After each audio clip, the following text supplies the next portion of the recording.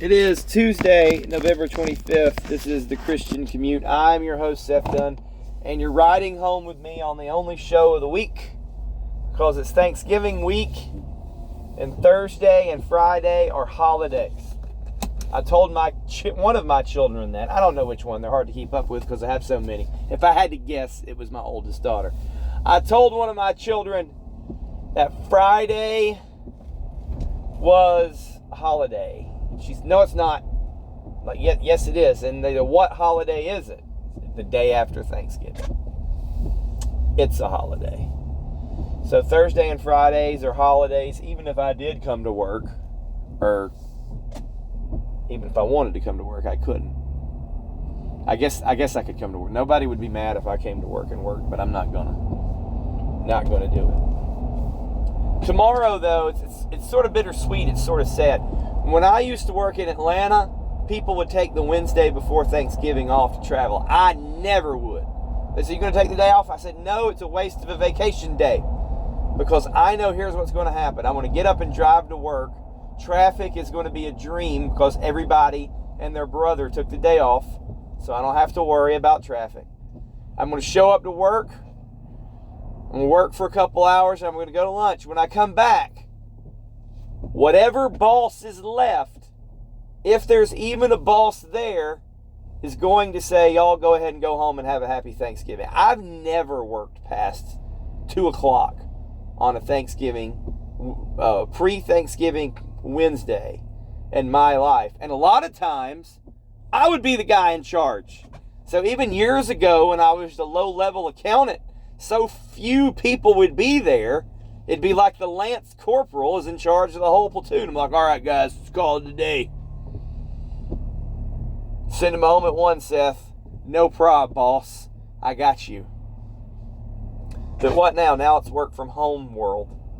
I'm just going to work from home on Wednesday, a full day. But I don't have to travel. My in-laws are coming to me. And here's what's good. I spent a long day here at the office. There's a wreck in front of me. I spent a long day here at the office, and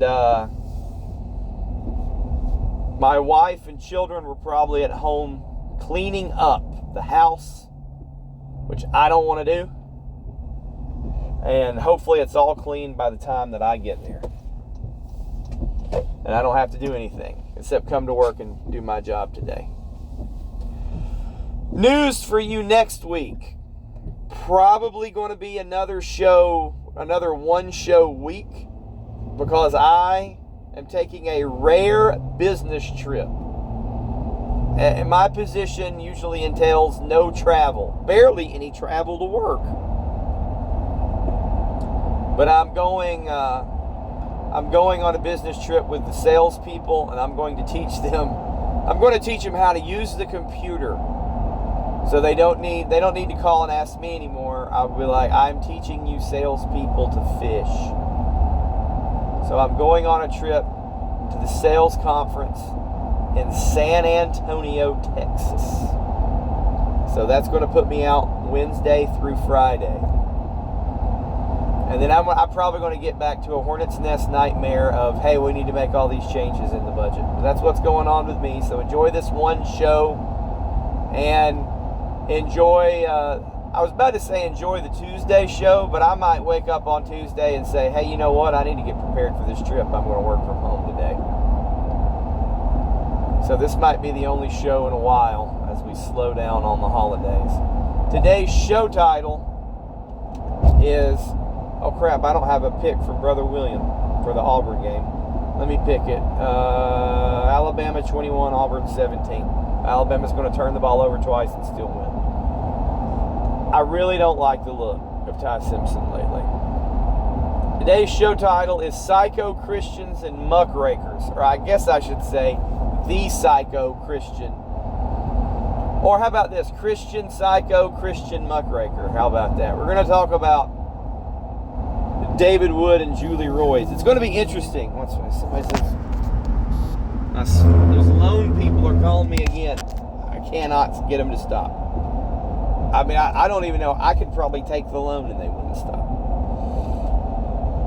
But But we're going to talk about we're going to talk about the incident between David Wood and Julie Royce, but we're going to talk about the theology behind what drove the incident, because I think it's an interesting situation on how to apply the Bible and physiology. I don't know much about physiology and medical science and whatnot. I did go to the Bible school, or as we call it in the South, the Bible school. That seminary. Seth went to the Bible school. It's a seminary. It's a master's program. Yeah, down there at the Bible school. All right. Don't forget to support ycrosspoint.com and all that stuff. I'm not going to go into that spiel. I don't have the voice for it. You know why? I coached seven soccer games this weekend. Saturday back to back. I had about an hour to get something to eat. Too nervous to eat.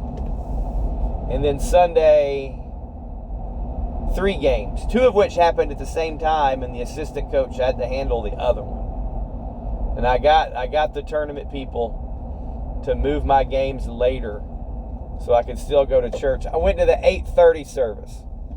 So this is what happens when they have a tournament time. It becomes difficult for me to find an early service because they won't let me go to First Baptist or Tabernacle because of the Y Cross Point website or whatever. Just because people are terrible. You know what's funny? I told my kids, I said, I guess I'd go to Cross Point. And they looked at me like, you might as well go to church. For the look I got from my son, I'm like, I'm not serious. But it's funny that I bet Cross Point would have no problem if I showed up Sunday morning, sat there in the worship service, didn't talk to anybody, and left. But not true for First Baptist and Tabernacle. And I think that says more about them than it does about Cross Point, honestly. But don't forget to go to ycrosspoint.com because you should never go there. I went to Sam Jones Methodist Church. That one had been on the blacklist for me for a long time because it was a United Methodist Church. But they left the United Methodist Convention.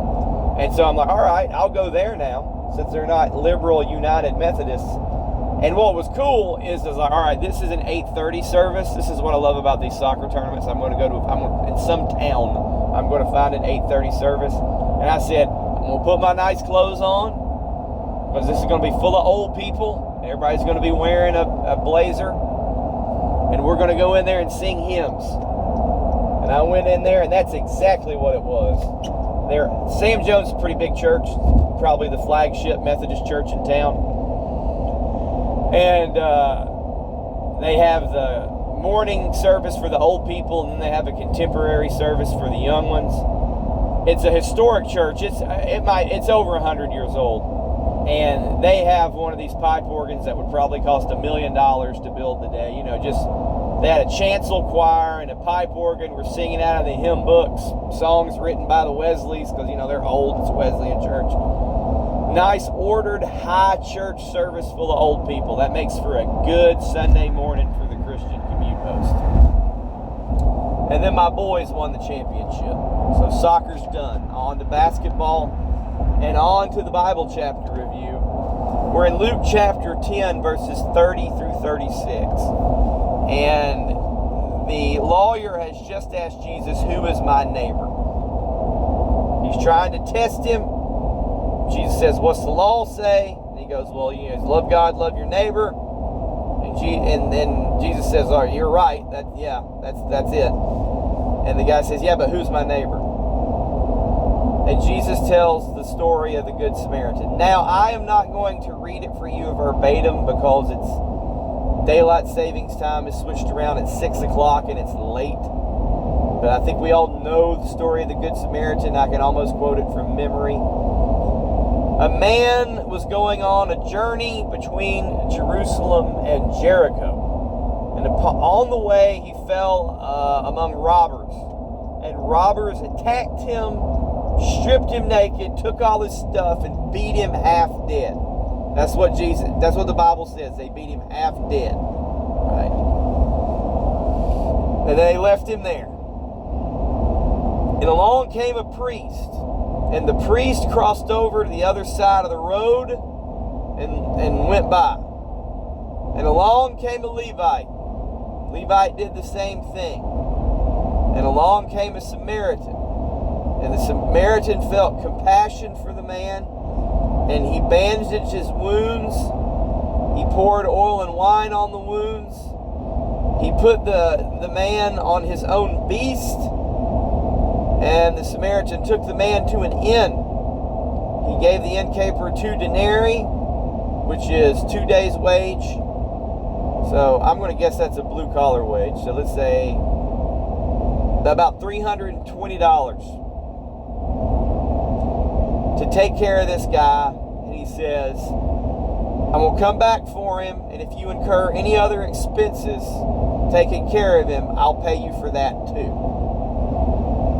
And then Jesus got finished telling the story, and he asked the lawyer, he said, which of the 3 proved to be a neighbor to him? And the lawyer said, the one who showed him mercy. And Jesus said, go and do likewise. Go and do likewise. That's what Alec Baldwin said too in Glengarry Glen Ross. Go and do likewise. Alec Baldwin's character in Glengarry Glen Ross, that voice is basically the Batman voice when like Christian Bale tries to do Batman. Go and do likewise. Anyway, the lawyer seeking to justify himself, who is my neighbor?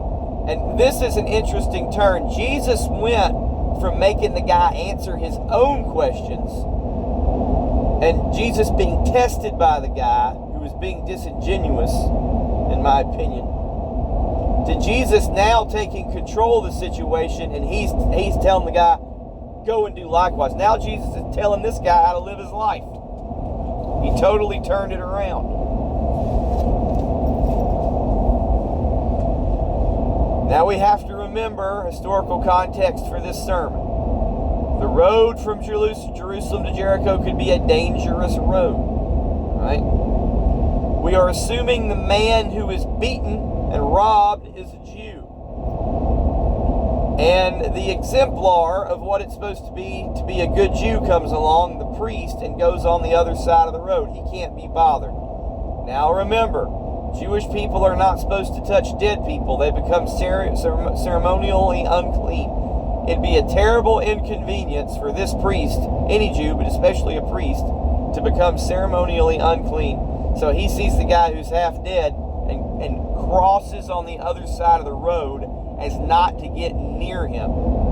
So here's this guy beaten within an inch of his life who needs to be saved, and the priest walks by him. The Levite, another member of the clergy, if you will, the religious community, does the same.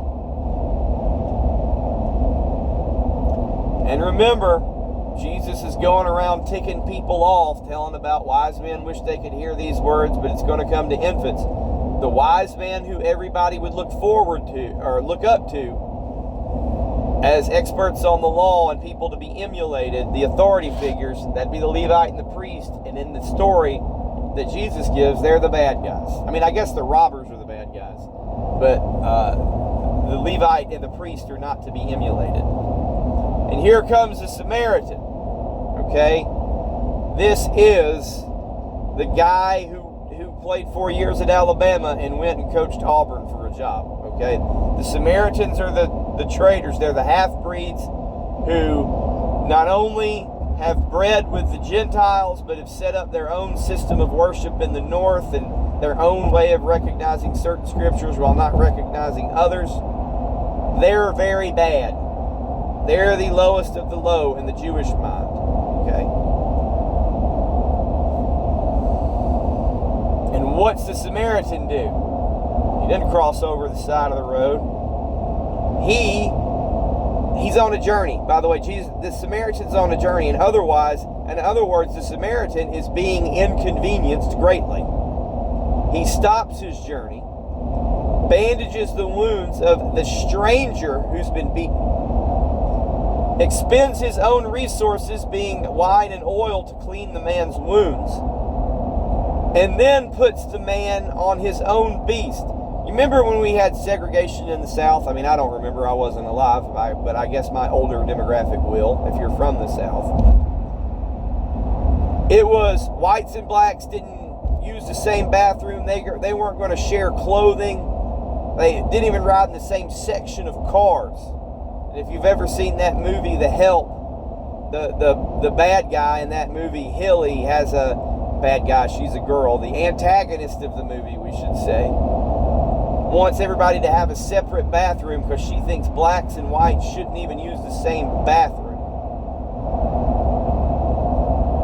So there's not only is there animosity between the Jews and Samaritans, you're thinking from terms of uncleanliness, the Jews and Samaritans would have no dealings with one another.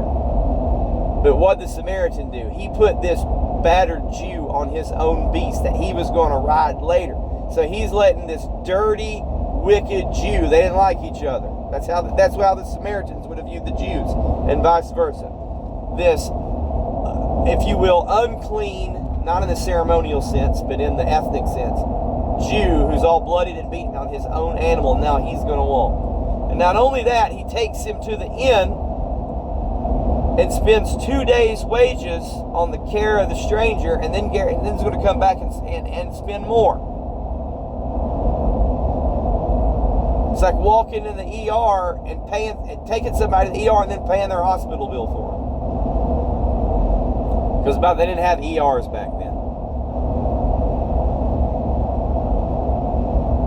The priest could not be bothered to be ceremonial unclean. He went on the other side of the road. The Samaritan took time out of his journey and took from his own material resources to help somebody who would have been considered his enemy. Who is my neighbor? The one who showed him kindness. He felt compassion for his fellow man, because we're all made in God's image, not just the Jews. Love your neighbor applies to everyone, not just your own ethnicity. Because God is God of everybody. And with that, we'll end the Bible chapter review. And speaking of people that I view like a Samaritan, we're going to answer a question about Joel Webbon. Joel Webbon.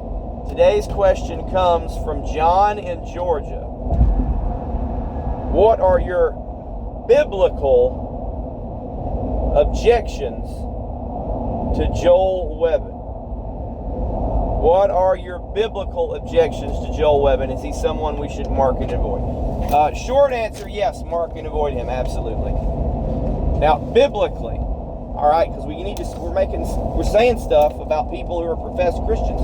Don't we need to have a biblical basis for what we're saying? Hold on, let me taking my fleece jacket off. I'm getting hot. I'm wearing a sweater.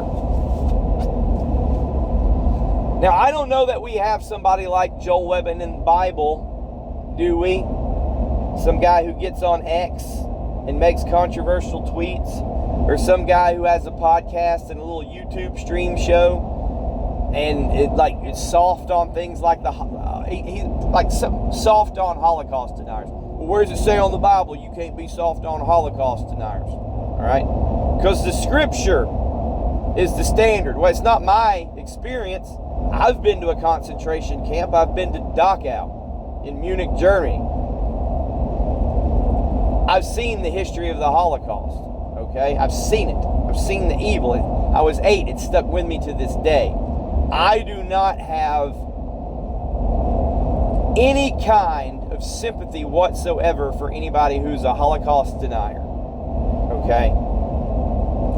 Or people, not just people who show anti-Semitism, but people who show any kind of social Darwinist ideology, whoever they may be racist against. All right, whatever cultural group.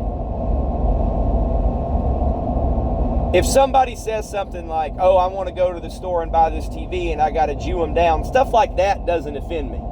But like real live anti-Semitism does. I was at work once. When I worked at Field Turf, I was the purchasing manager. I was the plant controller and purchasing manager. And I had an underboss who worked for me. His title was also purchasing manager. And he came in my office one day, and he's talking about we're trying to make some deal with some vendor, and he goes, "Listen, we got to Jew him down." I said, "Whoa!" I said, first of all, like, you said that to me, and I'm not offended by it. Okay, I get what that means, and it's one of those things. Like, is it racist if you're saying somebody is good at making deals? Isn't that a good thing? I said, but you can't say that in an office. If you said that to somebody else, you'd get in trouble with HR. Like, that's the thing. He didn't know that was not an okay, like, that wasn't a thing you could say in a corporation, like, not being PC. Right? Luckily, I was his manager, and I'm not PC, but I was like, dude, you can't say that. So, I'm just putting that out. I'm not one of these people who's, like, super sensitive to stuff like that. But like I said, that's not the standard. So, is there a biblical objection to Joel Webbon? Yes. The Bible says a pastor should be above reproach. Okay? And when Joel Webbon was the pastor of Right Response Church, that was the name of it. And I think it was a vineyard church plant of some kind. When he was the pastor of Right Response Church, he had a sexual relationship with one of his congregants, with someone under his spiritual care. Now, like I said in another episode, I don't care. I know that happens. Adult men and adult women, even if they're professing Christians, fornicate all the time. And if you threw everybody out of church who did that, okay, if they're unrepentant, you do throw them out of church. But if you throw out all the people who did that who were repentant, there wouldn't be a lot of a church left, would there? That's reality. That's stats. Okay. Yeah, I'm not making light of sin, but I'm saying here's the difference. That guy was a pastor when he did it. So now, when you're in that position of authority, of trust, that's one thing you can't do. That soul is in your care. You can't do that. I'm not saying pastors can't sin. Pastors aren't allowed to sin. No, I'm saying you're no longer above reproach if you're having an ongoing sexual relationship with somebody in your spiritual care. Because what you're showing is you care more about your own sexual gratification than the care of that soul. And that means you're not above reproach, and you can never, ever be a pastor again. Now, here's what Joel Webbon has said about that. Because somebody who doesn't like him found out about that story and put it out on the internet. Joel Webbon's argument, and you can look this up, is, well, I wasn't really a pastor because it wasn't really a church. It was more like a glorified Bible study.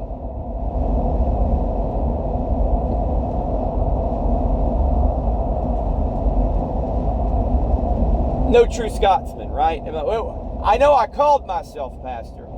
I know we called it a church, and I know there was an organizational newsletter that referred to me as a pastor and referred to this as a church, but I wasn't really a pastor. There's a concept in the law, and I've talked about it before, called apparent authority. There's real authority and apparent authority, and I've told you guys about this again. This is one of those things only lawyers and accountants know. All right, hold on. Somebody's trying to get by me. It's Wednesday on Thanksgiving. We're trying to avoid traffic.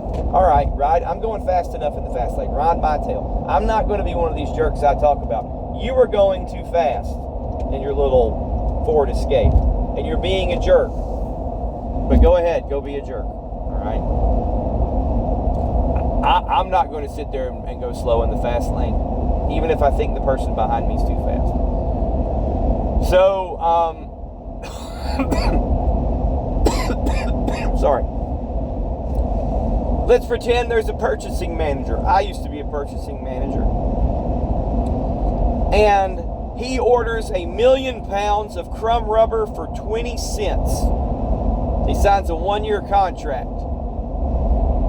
And then his boss says, I can't believe you signed that contract. It's a terrible contract. Crumb rubber should cost 15 cents at that volume. And you bought 20 cents for it. You paid 20 for it.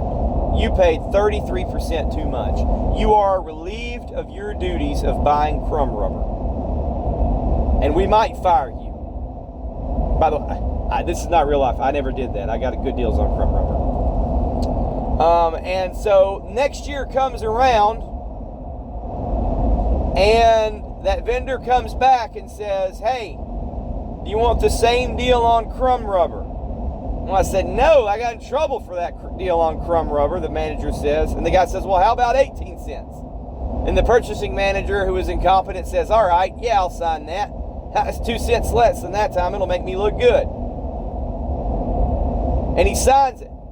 And then they fire him. And the boss comes back to the vendor and says, hey, after he signed that 20-cent deal last year on crumb rubber, I relieved him of his authority to do that. He wasn't allowed to sign that 18 cents deal. And the vendor says, you never told me. The last thing I knew is that he was authorized to make these purchases. And based on his commitment to buy crumb rubber at 18 cents, I have entered into a supply agreement with my vendors that I'm beholden to now. So you must buy this crumb rubber for me at 18 cents over 1 million pounds. Because it doesn't matter that your purchasing manager didn't have real authority anymore. He had apparent authority. So when you think about, you apply this concept to all the people in Joel Webbon's church, and you can say, well, real and apparent authority is not from the Bible. I'm just giving you some legalese. This is how our culture works, all right? You apply that to people in Joel Webbon's church. The people in Right Response Church believed they were a church, and they believed Joel Webbon was a pastor. That's what they believed about him as their leader and shepherd, and they were under his care. That's what they thought. So he doesn't get to abuse the pastoral office and disqualify himself from the pastoral office and say, oh, I wasn't really a pastor, though.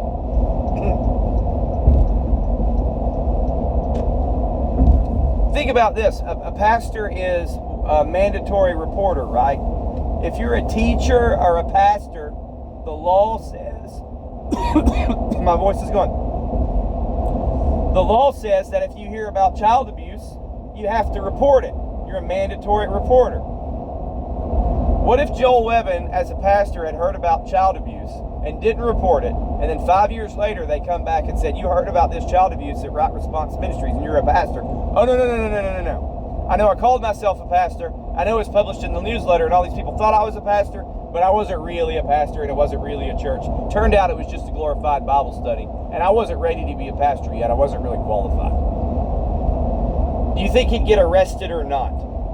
Right. So that's a lame and stupid excuse and a specious argument by a dishonest man who's out to fool people, which also makes him not above reproach. So Joel Webbon is not above reproach biblically to be a pastor. Now, this is America. It's a free country. It's the wild, wild west of religion.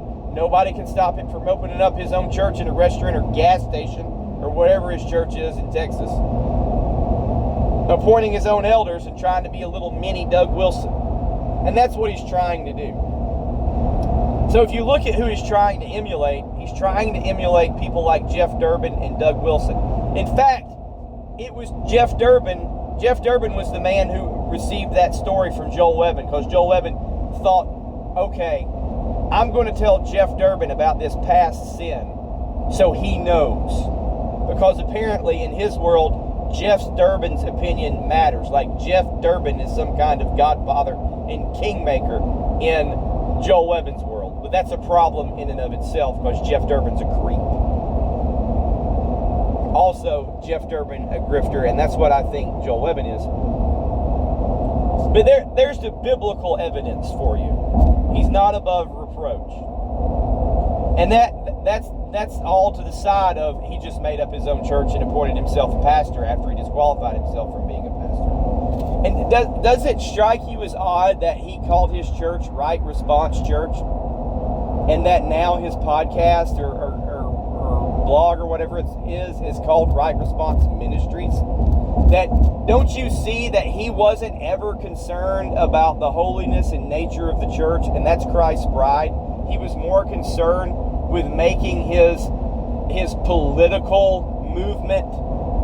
He was trying to be like a Charlie Kirk, but make it a church, I guess I could say. Because remember, churches are exempt from a lot of stuff. It was basically the church of ultra-right politics.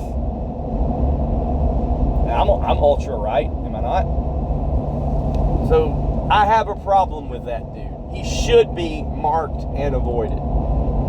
He's passing himself off as a pastor when really he is a fringe political commentator who, when he encounters women who disagree with him on Twitter, instead of explaining why they're wrong, he tells them what kind of pie to bake. He's basically a bomb-throwing, shock-jock misogynist. Now, that's a matter of opinion, but it's a matter of fact that the man is not above reproach as a pastor. And I've said it before, he reminds me of the bad guy from American History X, Cam, who is just trying to take advantage of disenchanted and disenfranchised people. Those being white conservative Protestants.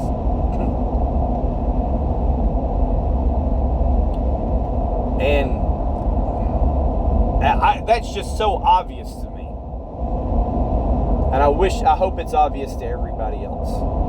Again, I'm not trying to start beef with Joel Webbon. I don't get on Joel Webbon and disagree with, on Twitter and disagree with Joel Webbon. In fact, I like looking at Twitter like, why is this guy on my algorithm? I don't follow him. I don't want to see the crap he says. He also looks like Bert from Bert and Ernie and Sesame Street, but I don't think that has anything to do with his biblical qualifications. But like I said, it's free country, wild, wild west religion. If you want to go to his gas station church with the 10 people who go there and tell women to bake pies, go for it. Now, I know it's not a gas station. I think it's a restaurant. It's like when people call Owen Straken Seminary a strip mall seminary. I don't know if it's really a strip mall, but what I mean is, like, a gas station church is a type of church. Okay, somebody needs a building that has space on Sunday morning, so they make their gas station church with their two friends to preach misogynistic sermons and, like, have a little club. Do you think Joel Webbon could fit in at other churches? I mean, there's churches in town I don't fit in. They won't even let me go. So I'm not trying to be the pot calling the kettle black. But no biblical, faithful church in their right mind would even let Joel Webbon volunteer to be on parking lot duty. Okay? So much less be a pastor. So watch out for these people who just call themselves pastors. Like, that's the biggest red flag of all, is when you get some podcaster guy who's like, I'm a pastor. Oh, really? Where'd you go to seminary? What church ordained you? Oh, you just said you were a pastor. Okay. All right, you just decided you were. Well, you know what? I'm an astronaut. I know NASA didn't hire me. I've never been to space, but I'm totally an astronaut. And if I ever crash a rocket and you want to hold me responsible, I wasn't a real astronaut, though. I was just pretending. What a joke. It's not funny. All right, let's talk about David Wood and Julie Roy. Some of you may be familiar with David Wood, and some of you may not be. I don't like him and never have. My first experience with him is he was making a video about me. I wrote some articles about Nabil Qureshi, a pulpit and pen, and how I thought there was problems with Nabil Qureshi. Apparently, Nabil Qureshi was David's bestie, and he went to defeat Nabil, and I did a very poor job of like proofreading and editing the articles, and he really tore me to pieces over that. That has nothing to do with this. That's neither here nor there. David Wood, if you were to say he has a job, would be YouTube apologist against Islam. YouTube apologist against Islam. And it's probably the only job he can get. Why? Well, because he's a convicted felon. When he was 18, I think when he was 18, before his conversion to Christianity, he tried to murder his dad with a hammer. To murder his own father with a hammer. And he went to jail. And while in jail, they discovered through testing him that he is a sociopath. Is it sociopath or psychopath? I don't know. He has antisocial personality disorder, I think. I think that's what he has. Antisocial personality disorder. There's narcissistic personality disorder, histrionic personality disorder, antisocial personality disorder. He's got some, like, mental illness. Not like, oh, I feel bad and I need to go talk to the therapist because I have an adjustment disorder, or my wife died and I'm grieving for 2 years and the book says I should only grieve for 6 months to a year, so I need to go talk to a therapist. It's not like that. It needs a psychiatrist because you have a serious illness of the mind. And that's, by the way, that's physiological, because you think about the mind being metaphysical, okay? And you can see him to this day when he talks and does his videos. He doesn't show the emotion in his voice that the rest of us would, because he's a psychopath. And he'll tell you this: I'm a diagnosed psychopath. I don't have the same feelings that everybody else has. Okay? That's not a matter of controversy. So he got saved. He got out of prison. Repented of trying to kill his dad. And all the, he'll say stuff like, I used to want to burn people's houses down, and I wanted to peel people's skin off. Like, he's movie villain bad in his mind, okay? And now he's a Christian and he knows all that stuff he wanted to do is wrong, so he doesn't do it. Like, he's not going to try and murder his father with a hammer anymore, okay? But he still exhibits all the symptoms and affects of his sociopathy. But he got out of jail and he went to college because he's smart, and he got a PhD as a PhD from Fordham. I think it's from Fordham University, which is a legitimate school. And I think it's in philosophy. But being that he is a felon with a personality psychopathy or whatever, it's not like universities are going to hire this guy to be a professor. So the way that he makes his living, I don't know what kind of job his wife has, is basically through his YouTube ministry and being anti-Islam. And he basically puts his personality disorder to work pissing off Muslims. That's what he does. And the way he goes about it, how about this? It's not the way William Lane Craig and Norm Geisler would go about it, okay? He's pretty dogged in satirizing them and mocking them. I don't know how many, if any, Muslims he's won to Christ. I have no idea, but that's what he does. He's not a guy I keep up with, but I know Islam is bad, and he knows all the surahs and what's their other thing? Hadith. He's an expert on all that, and he just spends his time making Islam look bad. Well, you can imagine how many people don't like this character, okay? Because there's a lot to dislike about it, and I think he knows that.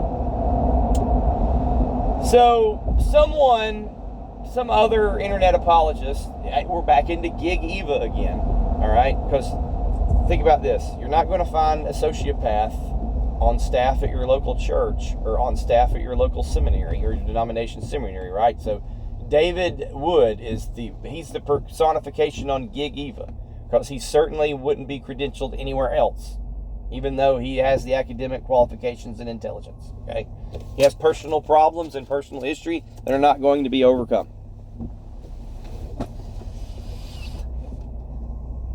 He was on somebody's podcast the other day, and he started talking like, before I went to prison, I had sex with a 13-year-old girl, and I was 18. But she looked like an adult. And she had big hips and big boobs. And he just starts saying, and he goes, whatever, I don't care. The podcast host was like, stop. You know, he's like, I don't care. And he goes, the next week I had sex with a 15-year-old, and I sodomized her. She said she was 17, but I would have had sex with her anyway if I'd have known she was 15. I mean, the way he talked about it, he talked about like he was going to buy groceries. Like, I went to the store and I bought some soup and a loaf of bread. That's how he talked about it. Just matter of fact. And that's how sociopaths talk about crimes. I eat his liver with some fava beans and a nice Chianti. Like, you know, just that's how they talk. Okay? He is a psychopath. I remember he posted a video when his mother died. And he was talking about it like, yeah, my mother died today. It's probably better for her. You know, just like, because she was real sick or had some problem. But if anybody else was like, I'm sorry, my mother died. Oh. It's like he didn't care. Hold on. I got to Levite away from somebody. Somebody has put their emergency lights on in the on-ramp. Let me go around to the other side of the road to get away from you. Now they're going. Why are your emergency lights still on? I don't know. They don't look to be that distressed to me. Now they're off. Seriously, could you not have picked a better place to stop and deal with whatever than the on-ramp? Maybe the side of the on-ramp? Maybe the gas station that you're passing? Anyway. So, when everybody who knew about David Wood and knew what he was saw this podcast, and what basically he was trying to think of, like, you can't condemn me for having sex with a young person because Muhammad did. He was trying to stick it to Muslims. And he was basically saying to this person who was trying to expose his past misdeeds, go ahead, I don't have anything to hide. I'm a psychopath. This was my lifestyle for years. Right? So the matter-of-fact, dismissive way he talked about something that's, I think it's a crime if you're 18 to have sex with a 13-year-old. The way he talked about it really shocked people. It didn't shock me because I'm like, oh yeah, that guy's a psychopath. I heard him talk about his mom dying like he didn't even care. He's a psychopath. But here comes Julie Roy's muckraking, and she had to write an article about it. Like, this guy did this. I'm like, Julie, don't you know that he's a felon? Don't you know he's a psychopath? And it's really sort of kind of funny. I mean, it's not funny for these crimes to have happened. It's not funny for somebody to be a psychopath. But what was funny is she posted her article on Twitter, and people were writing her like, yeah, don't you know this guy's a psychopath? Everybody knows that. Of course he talked about it flippantly like that. He's a psychopath. Julie, he's turned his life around. He got saved in prison and stopped trying to murder people and peel people's skin off and whatnot. And he's trying to be a Christian apologist against Islam. He's trying to evangelize people. Like, what's wrong with you? Why are you going against him? And I think she was kind of shocked like that. Now, let me say this. I have Julie Roy's number on my phone. I talked to her a few months ago. Somebody came to me with a story a few weeks ago. They say, I know a woman who worked at a church. The church is local to me. And she had a sexual relationship with the pastor. And she was fired and he was retained. And she had to sign an NDA. And I was like, all right, get this person to talk to me. And then I called Julie. I said, Julie Royce, here's what I said. Hey, call me back. I got something. She called me. I said, hey, here's what I have. If I can get in contact with this woman, would you talk to her and do this story? She's like, sure, I'll do it. And she was like, well, and she knows I don't like her. She knows I think she's wrong on a lot of things. And she's like, I'm surprised you're giving it to me. I'm like, listen, Julie, you do stories about this. I got a job. I got a family. I got ball teams to coach. This is what you do. So if it's a true story, run with it. I don't have you have time to deal with this. This is your job. I'm going to look back past the things that we don't agree about. So somebody might hear this and say, well, Seth's being two-faced. He's talking about Julie Roy's, but when there's a problem, he'll call her. Like, no, I'm going to tell you, that's why I would. And I did, and I have.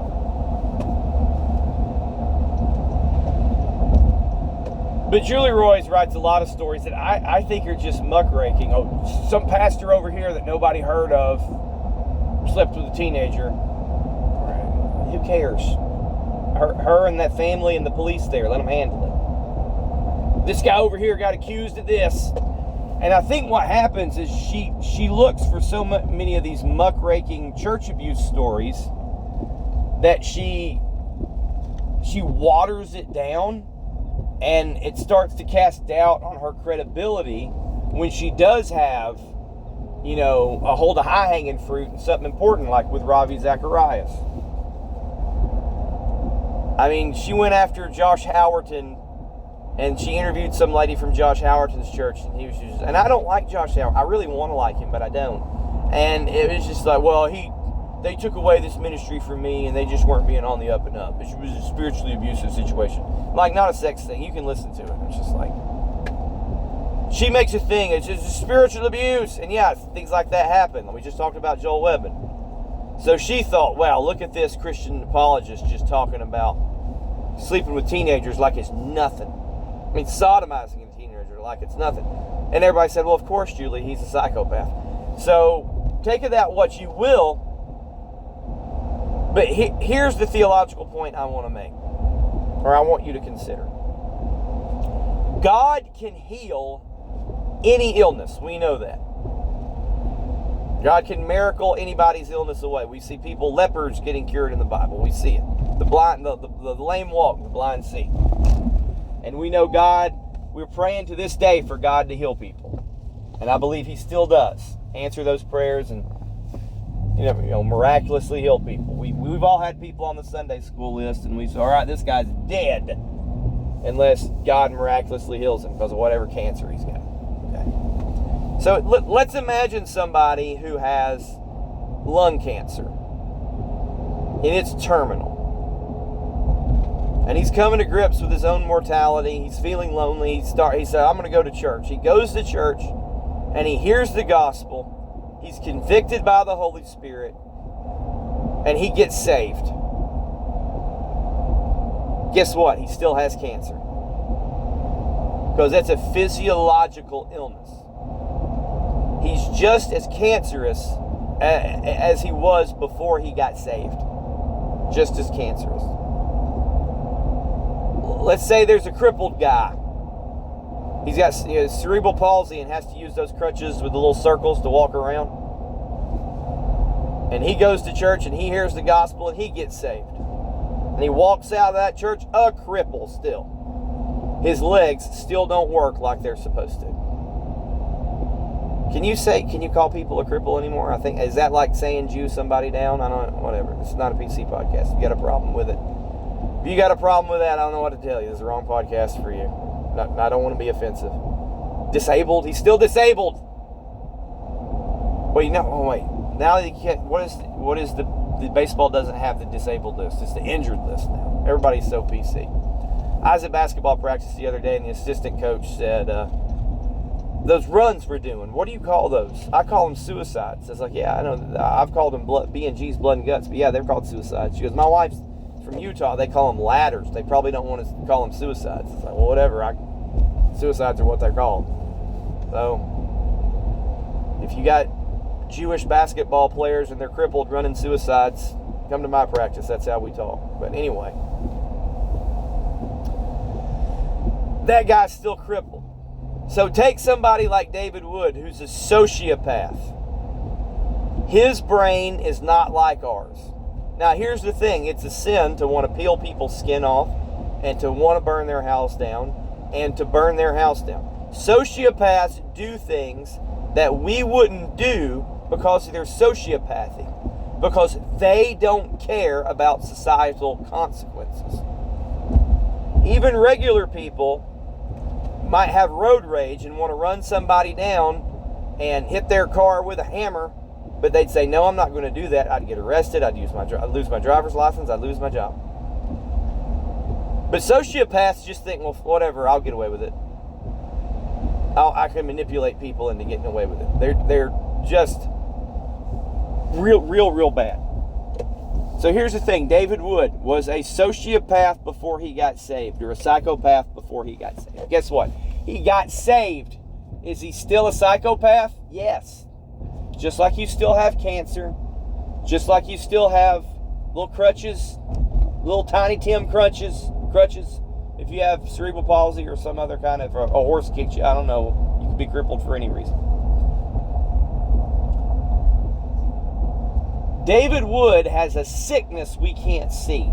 Now, there's people out there that would say the mind, the psyche, and the soul are synonymous, and if you're a Christian, you should be able to overcome that because you're saved and Jesus has changed your nature. You've put on the new man. You have a sin nature, but now you have the Holy Spirit living in you.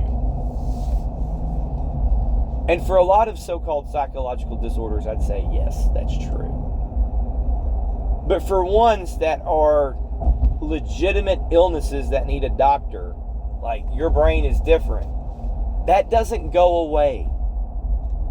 Like, I'm glad I'm not a psychopath. I'm just autistic. Autistic people, especially me, have a tendency to get mad at little things and hold grudges. It's sinful to hold grudges. And when you hold a grudge, you're usually meaner to the people that you hold the grudge about. And I have to step back outside of myself and say, I have this natural feeling to hold a grudge, but I'm not going to do it because it's sinful. Just like David Wood has to step outside of himself and say, I have a natural feeling to want to burn your house down, but that's sinful. I'm not going to do it. Okay? They have an inability to feel remorse. Like, that's part of his psychopathy. And you remember, like, you might ask, how does one even get saved? How do you repent of your sins if you can't feel remorse? And then I'm asking, did God make somebody who can't get saved because their psychopathy means they can't feel remorse? I'm not in David Wood's mind or heart. I don't know. But the man says he believed the gospel and he's repented of his sins. Has he lived a life demonstrating that? Everybody sins. I think he's a jerk. I just think he's awful. I always have. But guess what? You can be a psychopath, get saved, and still be a psychopath. You probably should still take your meds if they give you, medicine. Do you need to talk to somebody? I don't know. But I believe in the power of Christ. You can go around not murdering people. But what you are going to do is go around saying stuff like he said. Here's the thing, though. Like, I know I can't ever turn off my autism. But I know if I keep acting autistic at people and the way I talk and the stories I tell and the emotion or lack of emotion that I show, it'll be off-putting to people. So I can, in a sense, it sounds bad, and I didn't want to do this at first because it seemed disingenuous, put on an act, if you will. I know how to act like I should. It takes a lot out of me, but I can do that. And I stopped thinking I'm being disingenuous and started thinking I'm loving my neighbor because that's how people are comfortable acting. And I don't think David Wood does that. And he probably should. Because you can be a psychopath and pretend to be normal. And maybe he should pretend to be normal some. Okay? But I when that blew up in Julie Roy's face, I was like, that's what you get, Mucraker. But I really wanted to get to that psychological question and theological question, because I think a lot of people struggle with that in conservative evangelical circles, because you'll have people who grew up in church, well, I don't believe in that psychological stuff. Well, some of it's nonsense and some of it's not. And thank God that I didn't get made a psychopath. But let's try to show grace to the psychopaths who get saved.